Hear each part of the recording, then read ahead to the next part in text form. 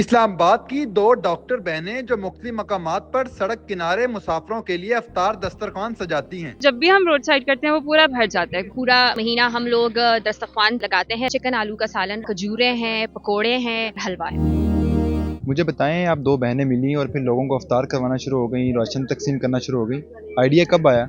Covid में आया था, जब हम सब अपने घरों में आराम से सुकून की ज़िंदगी गुजार रहे थे और वो लोग जिनको एक वक्त का खाना भी नसीब नहीं होता, तो उनके लिए क्या मुसीबतें आई। उस वजह से मुझे ये ख्याल आया कोविड में ही कि क्यों ना मैं राशन डिस्ट्रीब्यूशन स्टार्ट करूं, और उस वक्त मैंने सिर्फ घरों में राशन देना स्टार्ट किया था। उसके बाद फिर आहिस्ता पिछले साल की बात है कि मैंने सिटन ये दस्तरखान करवाए और साथ में फूड ड्राइव्स भी कराना शुरू कर दिए। आप ओवरऑल क्या काम करती हैं पूरा साल, और रमज़ान में क्या स्पेशल होता है? रमज़ान में तो एक तो डोनेशन ज़्यादा आती हैं, तो उस वजह से तो पूरा महीना हम लोग दस्तरखान लगाते हैं रमज़ान के लिए। इसके अलावा 150 घरों को हम राशन डिस्ट्रीब्यूट करते हैं। ये सिर्फ रमज़ान में नहीं, रेगुलर भी करते हैं। तारी का क्या मेन्यू? तारी में हमने चिकन आलू का सालन रखवाया था, खजूरें हैं, पकोड़े हैं, शरबत है और हलवा है।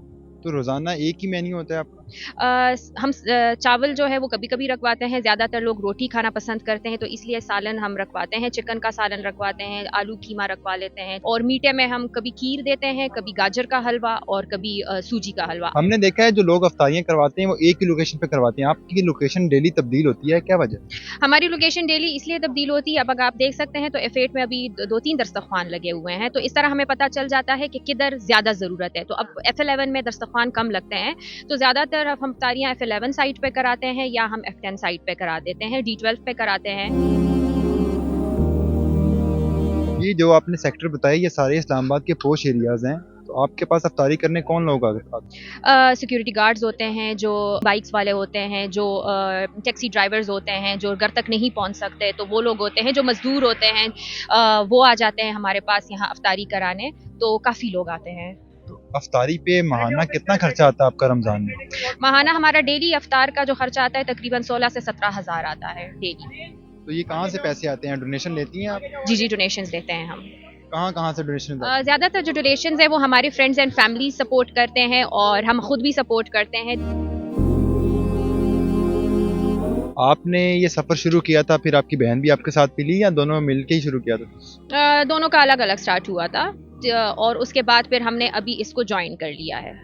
लोगों को अफ्तारी करवा के, राशन तकसीम करके, खिदमत खलक करके कैसा महसूस करती हैं? बहुत अच्छा महसूस करती हूँ। मतलब मैं तो सबको कहूँगी कि कोई भी किसी भी किस्म की चैरिटी करना चाहता है किसी के साथ भी, तो आपको एक दिली सुकून मिलता है। पैसा तो सब कमा लेते हैं, लेकिन आखिर में आपको दुआएं ही काम आती हैं। आपकी टीम में कौन कौन? हम देख रहे हैं बच्चे भी शामिल हैं यहाँ। जी बच्चे भी हैं। हमारे स्माइल सेंटर की टीम है इस्लामाबाद में, वो हमें पूरा सपोर्ट करती है, सारा महीना भी सपोर्ट करती है, रमज़ान में तो स्पेशली करती है।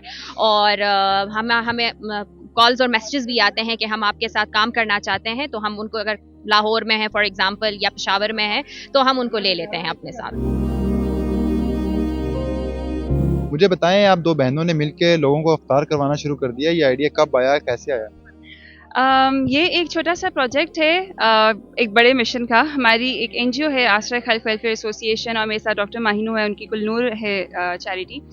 तो उसका एक छोटा सा पार्ट है जिसमें हम रमज़ान में अफ्तारियाँ करवाते हैं और राशन डिस्ट्रीब्यूट करते हैं। बट ओवरऑल एक बड़ी ऑर्गेनाइजेशन है जिसके अंदर मल्टीपल प्रोजेक्ट्स हैं। जिस तरह हमने थर पार्कर में अभी तक 150 से ज़्यादा वाटर पम्प्स लगा चुके हैं और पिछले 3 साल से लगा रहे हैं। कोविड में हमें गवर्नमेंट की तरफ से अवार्ड मिला था क्योंकि हमने आई थिंक 1.5 करोड़ के राशन डिस्ट्रीब्यूट किए थे। इसके अलावा फ्लड अफेक्टेड एरियाज़ में हमने टेंट स्कूल्स और राशन डिस्ट्रीब्यूट किया था हमने। तो ये एक ऑनगोइंग प्रोसेस है, और रमज़ान में तो सबको करना ही चाहिए। छोटा सा एक ये पार्ट है उसका, जिसमें रोड साइड हो या ऑर्फनेजेस हो या ओल्ड होम्स, वो लोग हमें कांटेक्ट कर लेते हैं, जहाँ जब उनकी अफ्तारी नहीं अरेंज हो रही, डोनेशंस नहीं अरेंज हो रही, तो फिर हम उनके लिए वहाँ पे कर देते हैं। तो रोज़ाना कितने लोगों को अफ्तारी करवाते हैं? डिपेंड करता है। रोड साइड का कभी होता है। रोड साइड पे ज़रूरत आजकल इसलिए कि लोग सब अपने ऑफिस इधर उधर काम से जा रहे होते हैं, उनको पहुँच ही नहीं पाते। तो जब भी हम रोड साइड करते हैं वो पूरा भर जाता है, बिकॉज वो रास्ते से रुक के कह रहे होते हैं कि हमारा रोज़ा खुल गया तो हमें दें। तो अराउंड 100-200 हो जाते हैं। अफ्तार में क्या क्या मेन्यू होता है आपका? डिपेंड करता है डोनेशंस पे। कितने लोग डोनेट कर रहे हैं, कितनी डोनेशन है, बट अप्रॉक्सीमेटली एक खाना हम ज़रूर रखते हैं कि सफिशेंट हो जाए सबके लिए। बाकी पकौड़े, समोसे, जलेबी इस तरह की और ड्रिंक्स होती हैं। कितना खर्चा आता है आपको? एक अफ्तार में अराउंड 20,000 तक आ जाता है खर्चा। आपकी अफ्तार करवाने की लोकेशन एक नहीं होती, इसकी क्या वजह है? डिफरेंट लोकेशन है। यहाँ पे ये थोड़ी सी स्पेशल लोकेशन है बिकॉज ये हमारे वर्क प्लेस के स्माइल सेंटर डेंटल क्लिनिक में हम काम करते हैं, उसके बिल्कुल सामने है।